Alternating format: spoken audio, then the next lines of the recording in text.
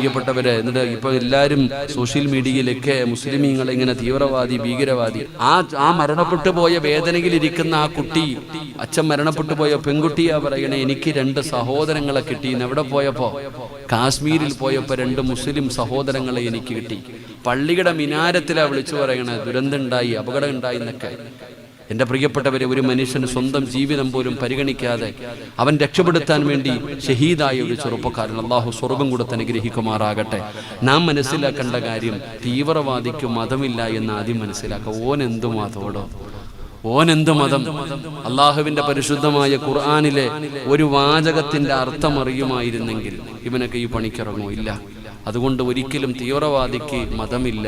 അതുകൊണ്ട് അവരെ ഒരിക്കലും നമ്മൾ അനുകൂലിക്കുവാനോ അവരെ സപ്പോർട്ട് ചെയ്യുവാനോ അവരുമായിട്ടൊരു ബന്ധവും പാടില്ല. അള്ളാഹു നമ്മുടെ യുവതലമുറയെ അള്ളാഹു കാത്തിരക്ഷിക്കുമാറാകട്ടെ. അള്ളാഹു കാത്തിരക്ഷിക്കുമാറാകട്ടെ. ഒരു മുസ്ലിം എന്ന് പറഞ്ഞാൽ, പടച്ചവനെ, നിന്നെ കാണാൻ ജനങ്ങളെ കടന്നു വരണം, നിന്നോട് സംസാരിക്കാൻ കടന്നു വരണം, നീയുമായിട്ട് സഹകരിക്കാൻ, നീയുമായിട്ട് യാത്ര ചെയ്യാൻ. പടച്ചവനെ, മുസ്ലിമിനെ കാണുമ്പോൾ ജനങ്ങൾ നിന്നിലേക്ക് കടന്നു വരണം. അതാണ് ഒരു യഥാർത്ഥ മുസ്ലിമിന്റെ സ്വഭാവ ഗുണമതാ. ഒരു യഥാർത്ഥ മുസ്ലിമിന്റെ സ്വഭാവ ഗുണമതാ. പടച്ചവനെ, മടുപ്പ് തോന്നുന്നില്ല. ഒരു മുസ്ലിമിന്റെ സ്വഭാവം കണ്ടിട്ട് വേണം അല്ലാഹുവിന്റെ ദീനിലേക്ക് കടന്നു വരാൻ. പടച്ചവനെ, അങ്ങനെയാണ് ചരിത്രങ്ങൾ നമുക്ക് പഠിപ്പിച്ചു തരുന്നത്. മഹാനായ സയ്യിദുനാ അബൂ ഹുറൈറ റളിയല്ലാഹു തആല അൻഹു നിവേദനം ചെയ്യുന്ന ഹദീസിൽ കാണാം, പടച്ചവനെ, യമൻ എന്ന് പറയുന്ന രാജ്യത്തെ രാജാവാണ് സുമാമ. യമൻ എന്ന് പറയുന്ന രാജ്യത്തിന്റെ ഭരണാധികാരിയാണ് സുമാമ. ആ സുമാമയ്ക്ക് അല്ലാഹുവിന്റെ പ്രവാചകനോട് വല്ലാത്ത വെറുപ്പാണ്. ഒരുപാട് പ്രാവശ്യം അല്ലാഹുവിന്റെ റസൂലിനെ കൊല്ലാൻ നോക്കിയവനാണ്. പ്രവാചകനെ കൊല്ലുന്നതിന് വേണ്ടി പരിശ്രമിച്ചവനാണ്. അല്ലാഹു സുബ്ഹാനഹു വ തആല നബിതങ്ങളെ അവിടെ നിന്ന് രക്ഷപ്പെടുത്തുകയാണ്. നബിതങ്ങളെ കൊല്ലാൻ പറ്റാതെ വന്നപ്പോ സുമാമ എന്ന് പറയുന്നവനുണ്ടല്ലോ, പടച്ചവനെ, ഒരുപാട് സ്വഹാബത്തിനെ എവിടെ നിന്ന് വധിക്കുകയാ. അവൻ ഒരുപാട് മുസ്ലിമീങ്ങളെ കൊന്നുകളഞ്ഞടോ. അവന്റെ ഉപദ്രവം സഹിക്കാൻ പറ്റാത്ത അവസ്ഥയായി. അവന്റെ ഉപദ്രവം സഹിക്കാൻ പറ്റാത്ത അവസ്ഥ വന്നപ്പോ അല്ലാഹുവിന്റെ പ്രവാചകൻ അവിടെ നിന്ന് പറഞ്ഞു, സ്വഹാബാ, സുമാമ എവിടെ വെച്ച് കിട്ടിയാലും കൊന്നുകളയണേ സഹാബാ. പടച്ചവനെ, എത്രത്തോളം അവൻ ഉപദ്രവിച്ചവനാണ്. അതുകൊണ്ട് എന്റെ പ്രിയപ്പെട്ടവര്, സഹാബത്തിനോട് പറഞ്ഞ് എവിടെ വെച്ച് കണ്ടാലും കൊന്നുകളയാൻ. എന്റെ പ്രിയപ്പെട്ടവര്, ഒരു ദിവസം രാത്രിയിൽ നോക്കുമ്പോ, സഹാബത്ത് നോക്കുമ്പോ, മദീനയിലൂടെ ഒരു മനുഷ്യൻ ഇങ്ങനെ നടക്കുകയാണ്.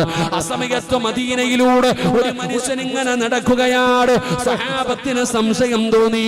ആ മനുഷ്യനെ പിടിച്ചിട്ട് അദ്ദേഹത്തോട് കാര്യങ്ങൾ ചോദിക്കുമ്പോ പടച്ചവനെ, അവർക്കൊരു സംശയം തോന്നുകയാണ്. തൃപ്തിപ്പെടുത്തുന്ന മറുപടിയല്ല പറയുന്നത്. അവസാനം എന്ത് ചെയ്തെന്നറിയുമോ? സ്വഹാബത്തിന് സംശയം വന്നപ്പോ, ഇവൻ ഇസ്ലാമിന്റെ ശത്രുവാണോ, ഇവൻ ഇസ്ലാമിന്റെ അനുകൂലിയാണോ അറിയില്ലല്ലോ. അതുകൊണ്ട് വന്ന് നബിതങ്ങൾ വന്നിട്ട് തീരുമാനിക്കട്ടെ. കൊണ്ടുവന്ന മസ്ജിദുൻ നബവിയിൽ കെട്ടിയിടുകയാ. അവനെ കൊണ്ടുവന്ന് മസ്ജിദുൻ നബവിയിൽ കെട്ടിയിടുകയാണ്. അല്ലാഹുവിന്റെ പ്രവാചകൻ സ്വല്ലല്ലാഹു അലൈഹി വസല്ലമ തങ്ങൾ അവിടുന്ന് സുബഹി നമസ്കാരത്തിന് കടന്നു വന്നു. നബി തങ്ങളോട് സ്വഹാബത്ത് പറഞ്ഞു, യാ റസൂലല്ലാഹ്,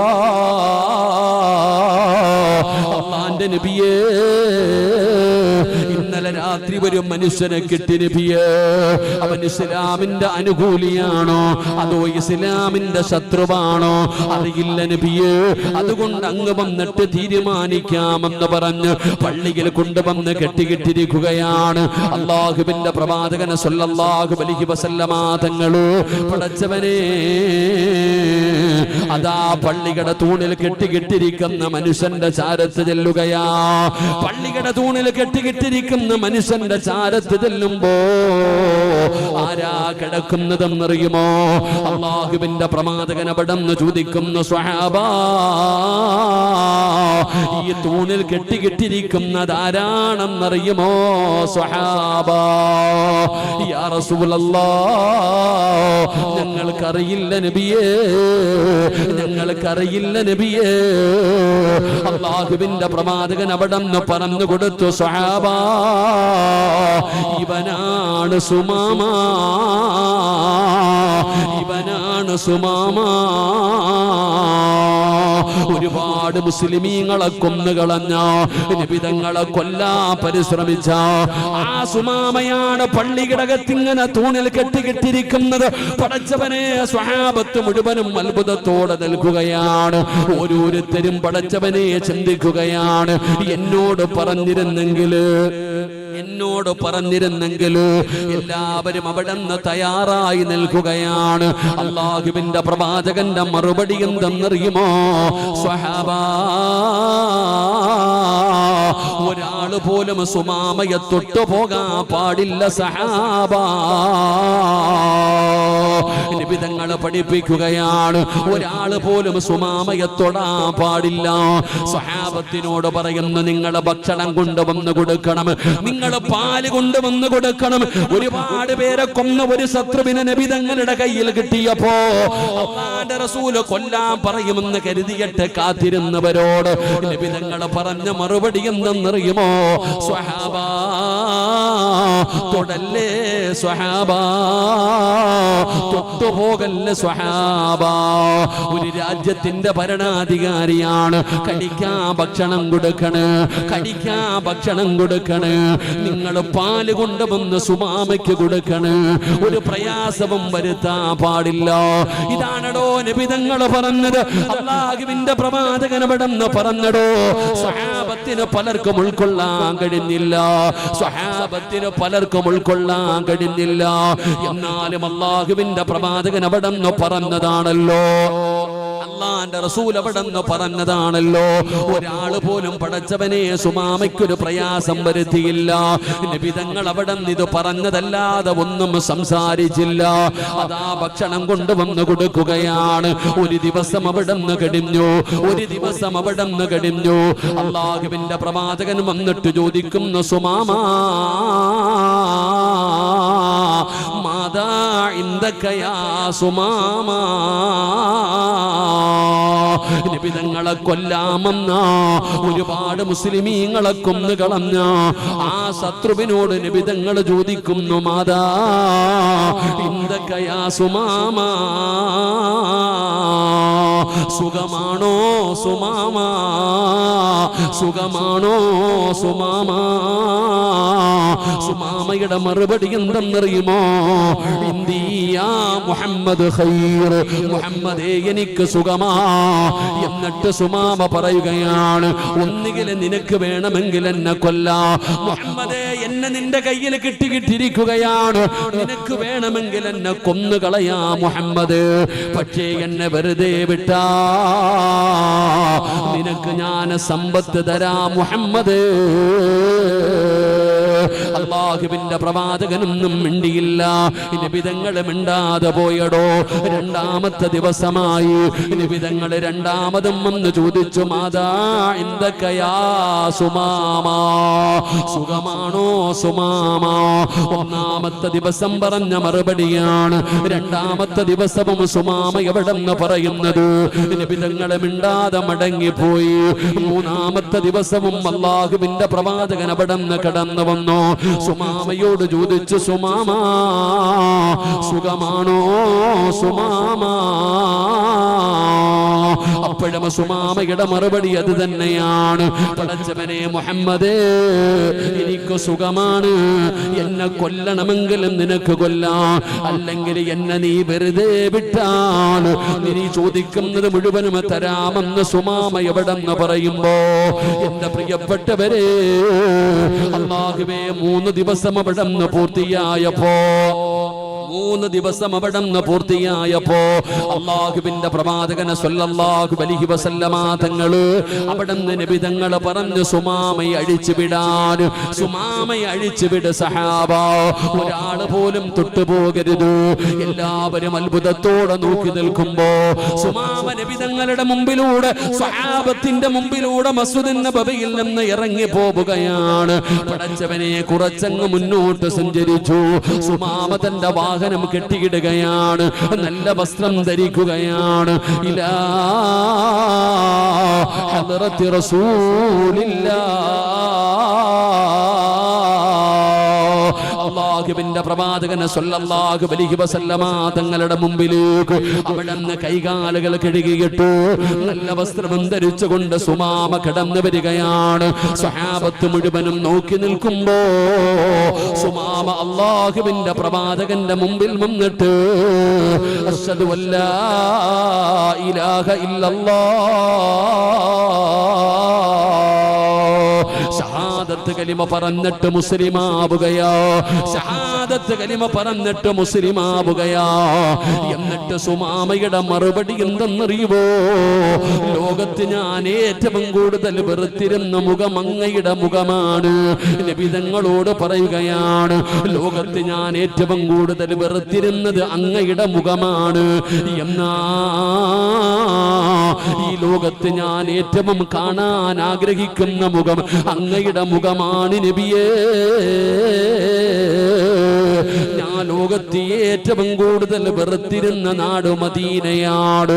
എന്നാൽ എനിക്ക് ഏറ്റവും ഇഷ്ടമുള്ള നാട് മദീനയാണ് നബിയേ. എന്തൊരു സ്നേഹമാ നബിയേ, എന്തൊരു അനുസരണയാ നബിയേ, എന്തൊരു പെരുമാറ്റമാണ് നബിയേ. ഈ മുസ്ലിമീങ്ങളുടെ പെരുമാറ്റം കണ്ടപ്പോ, ആ സ്വഹാബത്തിന്റെ സ്വഭാവം കണ്ടപ്പോ, ആ സ്വഹാബത്തിന്റെ ഒത്തൊരുമ കണ്ടപ്പോ, ഒരു മുഅ്മിനായ മനുഷ്യന്റെ ജീവിതം 3 ദിവസം അവിടെ നിന്ന് കണ്ടപ്പോ നബി തങ്ങളെ കൊല്ലാമെന്ന സുമാമ മുസ്ലിമായടോ. എങ്കിൽ എന്റെ പ്രിയപ്പെട്ട സഹോദരങ്ങള്, മുസ്ലിം എന്ന് പറഞ്ഞാലതാണ്, മുഅ്മിൻ എന്ന് പറഞ്ഞാലതാണ്. അതുകൊണ്ടാണ് പടച്ചവനെ കാശ്മീരിൽ വെടിവെപ്പ് നടന്നല്ലോ, 10-27 പേരെ കൊന്നുകളഞ്ഞല്ലോ. എന്റെ പ്രിയപ്പെട്ട സഹോദരാ, സോഷ്യൽ മീഡിയയുടെ പല വാർത്തകളും പരക്കുമ്പോ പടച്ചവനെ കേരളത്തിൽ നിന്ന് പോയ ഒരു മനുഷ്യന് മരണപ്പെട്ടല്ലോ. അദ്ദേഹത്തിന്റെ പ്രിയപ്പെട്ട മകള് പറയുകയാണ്, എനിക്കവിടെ ചെന്നപ്പോ 2 കൂടപ്പറപ്പുകളെയാണ് കിട്ടിയത്. പടച്ചവനെ പള്ളിയുടെ മിനാരങ്ങളിലൂടെ ഈ വെടിവെപ്പിനെ കുറിച്ച് വിളിച്ചു പറയുകയാണ്. ഒരു മുസ്ലിമായ സഹോദരനാണ് സ്വന്തം ജീവിതം പോലും മാറ്റിവെച്ചിട്ട് പാവപ്പെട്ടവരെ രക്ഷപ്പെടുത്താൻ പരിശ്രമിച്ചത്. ഒരു മുസ്ലിം എന്ന് പറഞ്ഞാൽ അങ്ങനെയാണോ? അവന്റെ ജീവിതം ഈ പറഞ്ഞതാരും മുസ്ലിമീങ്ങളായിരുന്നില്ല. അതുകൊണ്ട് എന്റെ പ്രിയപ്പെട്ടവരെ, നമ്മൾ മനസ്സിലാക്കേണ്ടത് നമ്മുടെ ജീവിതമാണ് മറ്റുള്ളവർക്ക് മാതൃകയാകേണ്ടത്. നമ്മുടെ ജീവിതം കണ്ടാണ് മറ്റുള്ളവർ പഠിക്കേണ്ടത്. അങ്ങനെ വേണം അവർ അല്ലാഹുവിന്റെ ദീനിലേക്ക് കടന്നു വരാറ്. അതുകൊണ്ട് എന്റെ പ്രിയപ്പെട്ടവരോട് പറയുകയാ, ദീനില്ലാതെ പോകുന്നതിനെ വല്ലാതെ ഭയക്കണ്, ദീനില്ലാതെ പോകുന്നതിനെ വല്ലാതെ ഭയക്കണ്. അല്ലാഹുവേ, മരിക്കുന്ന കാലം വരെ നീ ഞങ്ങളെ ദീനിൽ ഉറപ്പിച്ച് നിർത്തണേ അല്ലാ. പടച്ചവനേ, ഈ ലോകത്ത് നിന്ന് യാത്ര പറയുമ്പോ ഈമാനുള്ള മരണം തരണേ അല്ലാ. എന്റെ പ്രിയപ്പെട്ട സഹോദരാ, ഈമാനുള്ള ഒരു മരണമാണ് നമുക്ക് വേണ്ടത്. അതിനുള്ള ഭാഗ്യം തരണേ തമ്പുരാന്, അതിനുള്ള ഭാഗ്യം തരണേ തമ്പുരാന്. അതുകൊണ്ട് എന്റെ പ്രിയപ്പെട്ടവരോട് പറയുകയാണ്, അല്ലാഹുവിന്റെ പരിശുദ്ധമായ ഖുർആനിന് നമ്മളോട് ചിലത് പറയാനുണ്ടോ? അല്ലാഹുവേ, പടച്ചവനെ, ഈ ലോകത്ത് നിന്ന് യാത്ര പറയുമ്പോ ഈമാനുള്ള ഒരു മരണം തരണേ അല്ലാ. അസ്സദഖത്തു റദ്ദുൽ ഫലാ, സദഖ വിപത്തുകളെ തട്ടിമാറ്റുമെന്ന് നബി മുഹമ്മദ് മുസ്തഫ സല്ലല്ലാഹു അലൈഹി വസല്ലമ തങ്ങൾ പറയുന്ന വാഹനങ്ങളിൽ സഞ്ചരിക്കുന്നവരാണ്. പടച്ചവരെ, ഇന്ന് രാവിലെയും ഞാൻ വരുമ്പോ 2 വണ്ടികൾ ഇടിച്ചു കിടക്കുന്ന രംഗം കണ്ടിട്ടാ വരുന്നത്. എത്ര അപകടങ്ങളാണ് കണ്ടത്. ഞാനും നിങ്ങളും സഞ്ചരിക്കുന്നവരല്ലോ. പടച്ചവനെ, നമ്മൾ കൊടുക്കുന്ന സദഖ കൊണ്ട് വിപത്തുകളെ തട്ടിമാറ്റാൻ കഴിയുമെന്ന് നബി തങ്ങൾ പറയുമ്പോ അപകടങ്ങൾ തെന്നിമാറുകയാണ്. പടച്ചറപ്പേ, ദുരന്തങ്ങളും വിപത്തുകളും മാറുകയാണ്. മാരകമായ രോഗങ്ങളുണ്ടല്ലോ പെങ്ങളെ, ഏത് മരുന്ന് കഴിച്ചിട്ടും ഉസ്താദേ എന്റെ രോഗം മാറുന്നില്ല എന്ന സങ്കടം പറയുന്ന ഉമ്മ, നബി തങ്ങൾ ഒരു മരുന്ന് പറഞ്ഞു തരികയോ. അല്ലാഹുവിന്റെ പ്രവാചകന് നിന്റെ രോഗം മാറാൻ ഒരു മരുന്ന് പറഞ്ഞു തരികയോ. നിനക്കൊന്ന് പരീക്ഷിക്കാൻ പറ്റുമോ? ആ മരുന്നൊന്ന് കഴിക്കാൻ പറ്റുമോ? അല്ലാഹുവിന്റെ പ്രവാചകൻ അവിടെ നിന്ന് പറയുന്നു, അല്ലാഹുവിന് ചില അടിമകളുണ്ട്, അല്ലാഹുവിന് ചില അടിമകളുണ്ട്. ആ അടിമകൾക്ക് രോഗം വന്നാ അവര് സദഖ കൊടുത്ത് ചികിത്സിക്കുമെന്ന് നബി മുഹമ്മദ് മുസ്തഫ സല്ലല്ലാഹു അലൈഹി വസല്ലമ തങ്ങൾ പറയുകയാണ്. ചില അടിമകൾ അല്ലാഹുവിനുണ്ട്. ആ അടിമകൾക്ക് രോഗം വന്നാ അവര് സദഖ കൊടുത്ത് ചികിത്സിക്കുമടോ, അവര് സദഖ കൊടുത്ത് ചികിത്സിക്കണമടോ. നിന്റെ സമ്പാദ്യം മുഴുവനും വിറ്റ് പറക്കിയാലും പടച്ചവരെ ചികിത്സിച്ചാലും മാറാത്ത രോഗം നിന്റെ കയ്യിലിരിക്കുന്ന 10 രൂപ കൊണ്ട് മാറ്റാൻ പറ്റുമെങ്കിലോ സഹോദരാ, അതല്ലേ ചെയ്യേണ്ടത്. അതുകൊണ്ട് സംഘാടകർ ബക്കറ്റുമായിട്ട് വരികയാണ്.